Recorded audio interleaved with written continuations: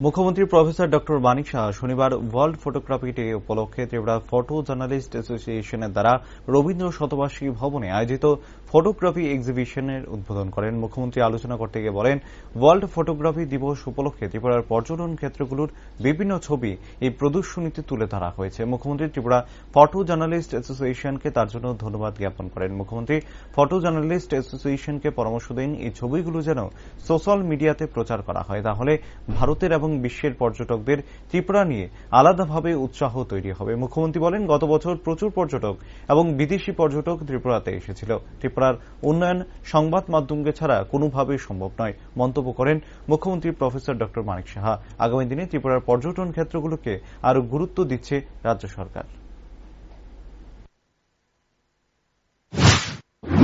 ফটোগ্রাফগুলো দেখলাম, আমরা জানি ফটোগ্রাফ বা ছবি সবসময়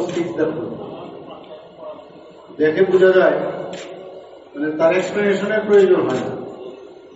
ফটো দেখলেই বোঝা যায় কি ওখানকার অবস্থা, কি বলতে চাইছে, এবং মানুষের কাছে যে আপিল সমস্ত ভারতবাসী এবং আমাদের বিদেশ থেকে যারা পর্যটকরা এখানে আসেন, এই ফটোগ্রাফের মাধ্যমে যদি মিডিয়াতে, সোশ্যাল মিডিয়াতে বিশেষ করে যদি দেওয়া যায়, নিশ্চয়ই এই পর্যটন ত্রিপুরাতে আরো বেশি এখানে পর্যটকরা আসবেন।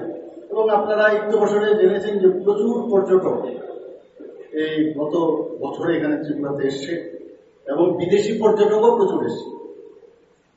তো আপনাদের এই অভিনব যে উদ্যোগ এখানে আমি দেখলাম, সত্যি আমি খুব আনন্দিত।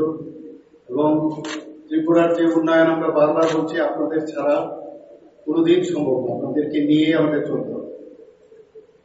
তো আগামী দিন পর্যটন আমাদের কাছে একটা, আমাদের ত্রিপুরা সরকারের কাছে একটা বলবো যে এটাকে আমরা খুব গুরুত্ব দিচ্ছি।